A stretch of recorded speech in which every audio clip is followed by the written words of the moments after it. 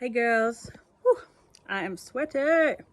How crazy is this weather right now? I just wanted to do a video that a few girls have requested, just on a few particular things, mainly finances, but also just things that I wish that I had have known when I first started in the industry. So a few things took me a while to learn. I've been in the industry a long time now, and there is a few things which I wish that I knew or at least had a better grasp of when I first started out in the industry. So a major one is finances and, well, in general, just being responsible with my money and saving. So obviously when we first start in the industry, it's really exciting that we're making all of this money that we've never made before. You know, you might double, triple your income. Well, hopefully you're making more money than you used to making. So it's really important to have savings, to put a lot of your money away. Put as much away as you can, basically, to have a savings plan. So there's a really good book that I recommend called The Barefoot Investor, and it talks a lot about investing and finances and saving your money. So highly recommend that for anyone. It's a great book if you don't know much about saving and finances, which, let's be honest, most of us don't. We don't learn this shit in school, and yeah, it's hard to know about these things unless you're taught or you actively seek out these types of resources. So a few things that I would recommend are getting a long-term, like a term deposit bank account that you can't touch. So it's one that you can deposit money into, but you can't withdraw within a certain period of time. So you just put money in there and you can't touch it. So it's just building up interest, just staying there. And you can work out, you know, what percentage of your income you want to put in there, whether it be 20%, 30%, 50%. I find that 50% works really well for me. You know, if you're making $800 in one night or $1,000 in one night, which is pretty easy to do in the industry, then you put away 500, you can spend 500, which is a lot to still spend. Obviously, it's really fun when you first start making this money to be able to go out and have luxurious dinners and, you know, buy the things you've always wanted to buy. But please be aware of the types of purchases you are making and how frivolent and volatile this industry can be. And also just how kind of meaningless actual material possessions really are.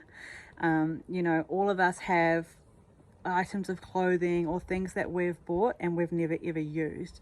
So just be conscious about your purchases and where your money goes, because money is time and your time is precious. You start to realize that as you get older, that time is money is time, and your time you can never get back. So be conscious of the purchases that you're making. You know, is it something that's going to actually benefit your life, bring you joy in your life? Is it a good investment, you know, or could you put that money away and put it towards a proper investment like a home or something that is actually going to benefit you in the long run?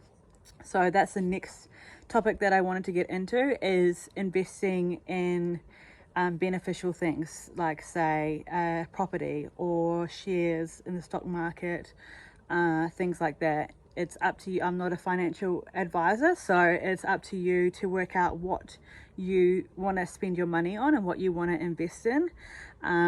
But very important to have something that you're actually putting your money into, rather than just letting it go away into food or clothes or whatever that's not benefiting your life and not setting you up for future you when you won't be able to do this job anymore, or, you know, whatever, just when you want to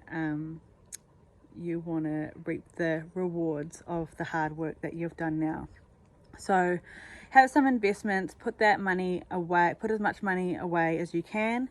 That book that I recommended, The Barefoot Investor, that's a really good book.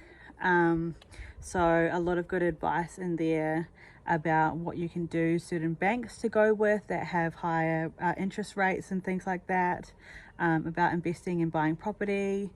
So for us in the industry, if you want to invest in property, and then it depends which bank you're in, but you need to have records of how much money you've earned and for you to be able to get a mortgage or a loan, large loan from the bank.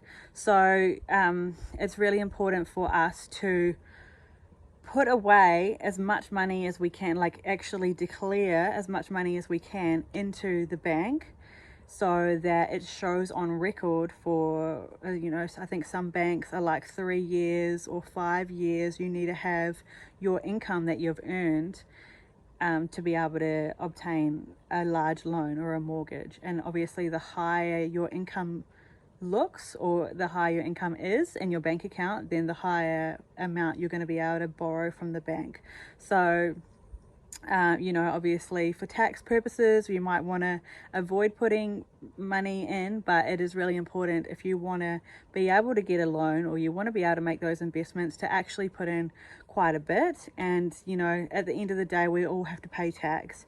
It's something that we have to do regardless of what industry we're in. So, for that little bit of money that you put away each year, it's worth it in the long run to be able to have investments in property and things like that, because you actually need quite a few years of income statements to be able to get there. And you might get to a point where you're like, oh, I've got all this money in my bank, I want to buy a property, but the banks actually won't let you unless you've got all this record of how much you've earned over the years. So be aware of that.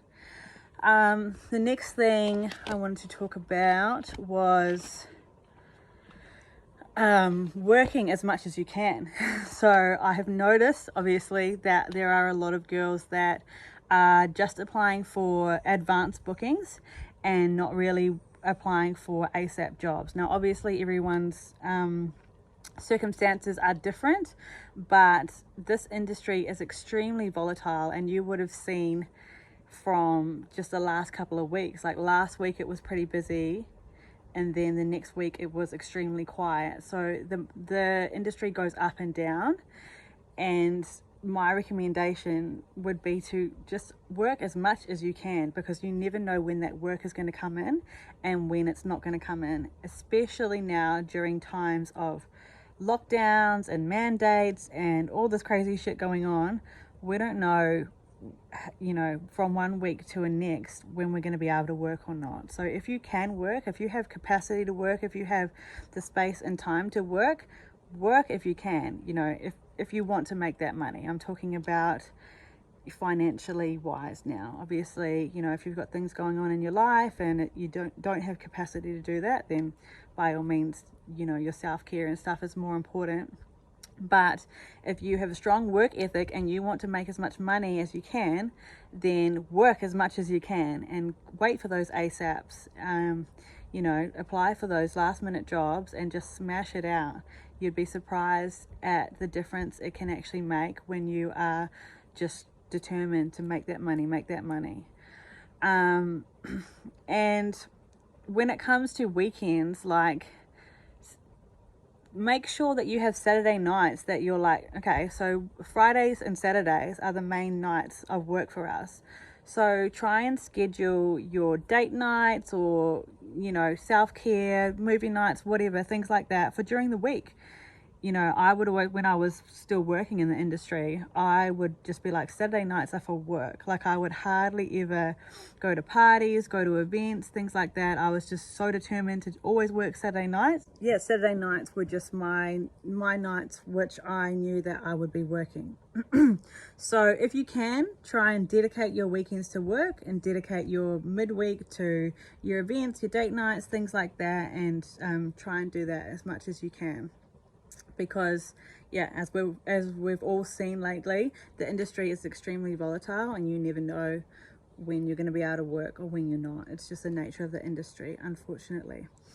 So the next thing I want to talk about is self-care and downtime. It is so extremely important for us to schedule in our self-care and our downtime away from work. So whatever that means to you and whatever is important to you, whether it be massages or you know, breath work or self-pleasure or going to the beach or yoga, whatever, you know, really lifts you up and fill your cup, make sure you are doing it to counterbalance the industry. You know, obviously sometimes there are jobs we go to where the energy is not great. Like you can feel the vibe of, like, you know, binge drinking and drugs and crazy guys, sexual energy, things like that. So make sure you have a counter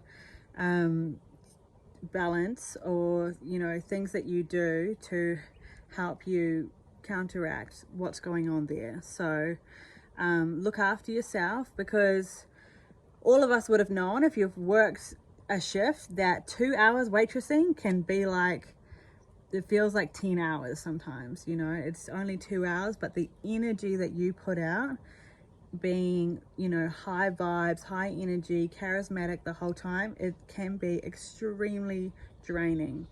So make sure, yeah, you have something that fills back up your cup. I always used to schedule massages for either Sundays or Mondays, which were my days off, to counterbalance, you know, not only the physical pressure on my body, but, you know, also the mental and energetic load that I would go through on the weekends. Like, it can be a lot. So it's very important to make sure you are looking after yourself.